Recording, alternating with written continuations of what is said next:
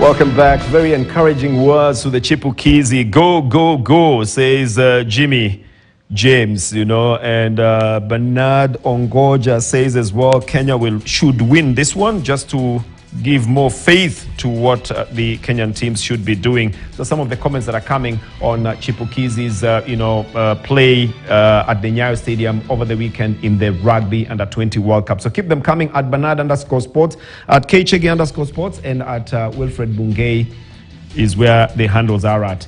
Swimming is in murky waters. We have discussed this before, and I still do not know where the head or the tail is. There seems to be a big problem, and most recently, a letter stipulating that Kenya will be banned has been seen. Now, for Kenya to be banned, the question is who is going to suffer there? And actually, what is the problem? Now, talking to the factions has become impossible because each will blame the other side and will not tell you exactly what is going on. And there is the issue of a court case as well that is going on and a stabilization committee. So where are we in swimming? And that is why we decided today to talk to a stakeholder. Not an official, but someone who's well-versed in matters Kenya swimming. A parent who has had award-winning swimmers for Kenya, for the national team as well, to talk to us about what's going on. Jerry Wakaba, thank you very much for agreeing to talk to us. The big question is, where are we in swimming? What's the problem? Where are we? We are on the verge of a ban. And this ban will not affect the parents. It will affect the officials and the athletes. Actually, more so the athletes, because they'll be denied the right totally of presentation. Of course, right now, you know, they're actually swimming under the white flag, which is actually like the refugee flag. I was looking for results of Kenyans swimming in Fukuoka, in Japan. Mm-hmm. We know there are swimmers there. Yes. Why don't we have results of those swimmers? Because we can't get them. Because you see, under the SMF banner, the World Aquatics has the right to deny accreditation to the athletes. So are they swimming are they not swimming under the Kenyan flag? No, they are swimming under the suspended member federation. So that's like a neutral flag, like in that's the like same a way. Country that's the same status given to countries at war, yes. Countries that are under a lot of sanctions and all that. Yeah, and are we at war? No. What is the problem? Please explain to us. What is the problem? You see, the issue here actually, the elephant in the room has been athletes' representation. So there's the universal suffrage way of voting, and there's the delegates' way of voting. The universal suffrage way is whereby, Bernard, you're a club who has 300 members. We have a club that has 20 members. So you, as what you're talking about representation, is that every member in your club should vote. That's only 3 members, and you have 3,000 members. Yes, exactly. So does that give you? Does that give the sport a level playing field? No, the spirit of justice doesn't prevail there. It doesn't. And then tell me, which federation in Kenya votes the universal suffrage way? Does the Sports Act even allow us to? Where in the Sports Act does it say that you can vote the universal suffrage way? It's always the delegates' way. Tell me one federation in Kenya that has voted the universal suffrage way. Then the other issue is there is the constitution that was passed and ratified by the stakeholders some time back, because again of the same thing, athlete representation. Apparently now we have a constitution that was passed, ratified by the stakeholders, which was done by the stabilization committee, who were appointed by the World Aquatics. If you look at these two constitutions, the current constitution that has been ratified and passed by the stakeholders has actual athletes representation. Why? Because it gives the athletes 16 athletes representation plus 4. It has an athletes commission. The athletes are supposed to vote and appoint their own representation. Isn't that not enough representation? Whereas the constitution that is now currently in court for interpretation has only the male and female representation. So in actual sense, World Aquatics has listened to the stakeholders, and they have said, you want representation of athletes, you have it in the constitution. So why are we even in court? Because when we talk about athletes representation, it's already there.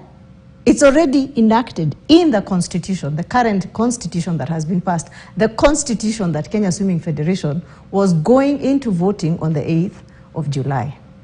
Did these elections take place? No, they didn't.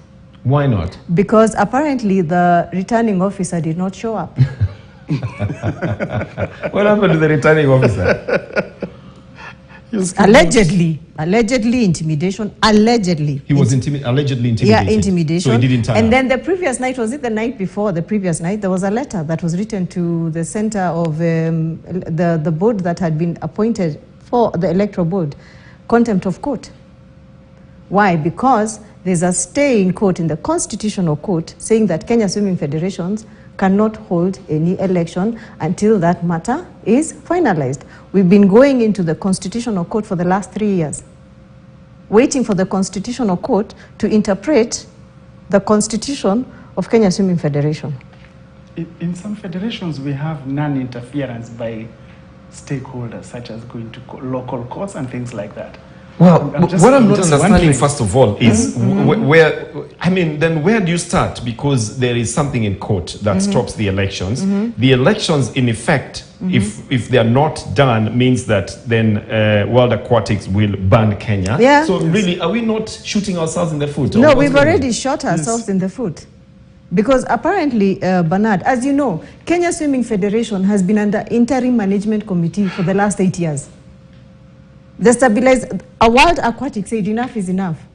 Their constitution gives them the right to actually appoint a stabilization committee.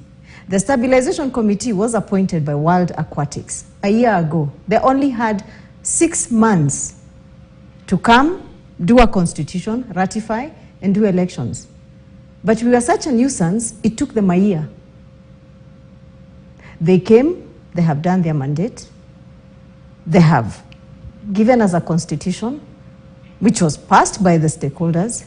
They have gone to the very end of even now holding the elections, but on the election morning, the returning officer doesn't show up. Yet, there's a letter clearly stipulating, if you do not hold elections by the 8th, according to the roadmap that had been drawn by the Stabilization Committee, we shall ban you. Now, there's also the SDT in this as well. But let me ask Kenya, because most recently, Ken occasionally plays golf. He says he's a golfer, but we know 2 or 3 times a year. The rest of the time he's watching. And golf had a problem as well.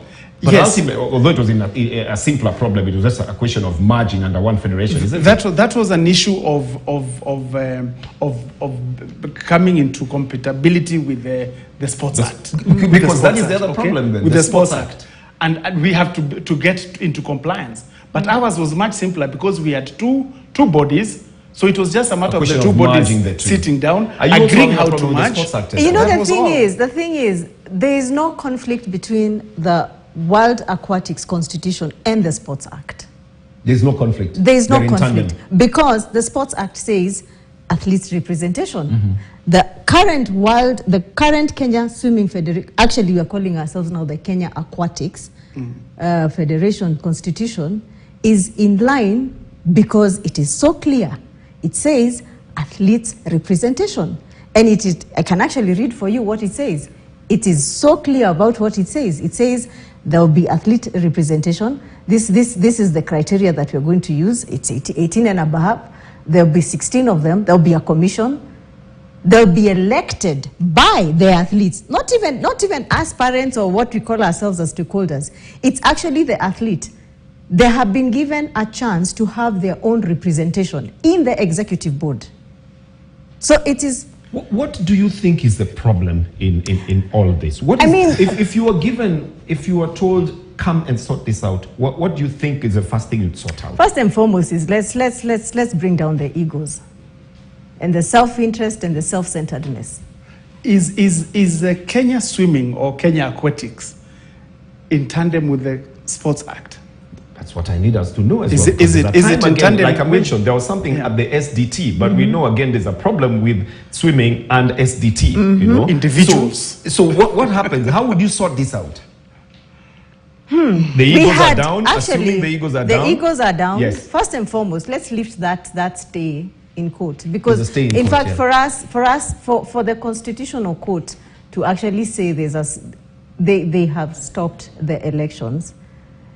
They don't understand. You see, the thing is, I'm not even very sure whether the Constitution or court understand what our swimmers are going through. We cannot even be sitting down and saying swimmers' rights. We have, you know, the court will only look at the and merit of then the case, again, and you see, the thing is, you go to court and you tell the judge, look, our swimmers are swimming. So to them, the athletes are swimming. But what are they swimming under? They're swimming under a suspended member federation. I can tell you, there's a time that our kids went to a meet. Does the sports minister know that our country is swimming under a suspended member federation flag? I am so sure he does. I'm so sure he does. I don't think he's comfortable with that at all. Well, the thing is, if he's not comfortable with that, then something he should have done. Something. What needs to be done? What needs to be done? Elections. The egos are down. The elections. What is stopping the elections from being done? Egos again. So the egos are down. What do we do if the egos are down? We had a board that was on unopposed, Bernard. The guys who are being elected on Saturday, the 8th, were unopposed. That just clearly tells you the Kenya Swimming Federation stakeholders are ready to work. And the returning officer was coming from where? Center for Governance. Governance, yeah. Something. And he didn't have any protection, so he got intimidated. Well, allegedly. Allegedly intimidated. Yeah, let's put it this way, and allegedly. That stopped it. So if there was another one, then if somebody else was sent to supervise the elections, this would happen. It will still happen because, again, I think you saw the ad on paper, contempt of court. Who wrote this letter? that intimidated these guys and threatened them with dire consequences. It's allegedly, so we don't know exactly. No, the letter is actually there. The letter is the letter is there where it's been addressed. In all this, what is suffering, just like in other cases before, we had cricket that had a problem, we had golf that had a problem. What is suffering here is actually the sport itself. Yes. And there are lots of young people who currently cannot go anywhere. No, Bernard, we've lost a generation of swimmers. I can tell you today, we have no upcoming swimmers. I can tell you today, the number of elite athletes, we can count them. In fact, when I see 16, 20 members athletes representative, I'm actually wondering where will we get them? Because all our swimmers, the kids we used to see ripples in water, have outgrown this mess, this chaos, and they moved on. We can barely count the number of swimmers. In fact, we are recycling our elite swimmers in every other meet, which is wrong. And we are going to keep losing this. We had swimmers right up to the World Swimming Championships. Exactly. And they were getting medals. The Danford sons were getting, the Danford brothers were getting medals. Now, just go back 8 years ago and tell me, what have you seen in swimming?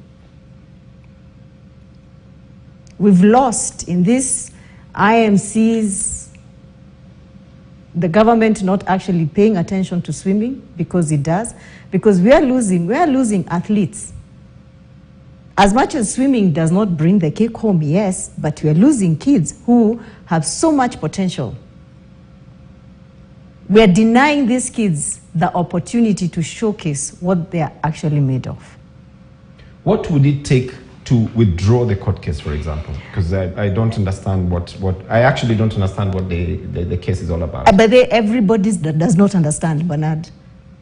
The petitioners have been called on the table. Let's discuss. But that has always hit a brick wall. Why can't it be lifted then if no one understands the petition? It's only the constitutional court that can do that.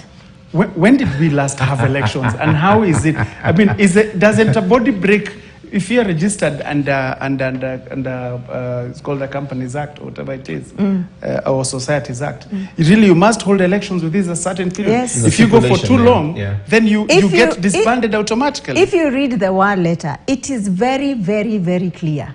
You have not held elections on this period.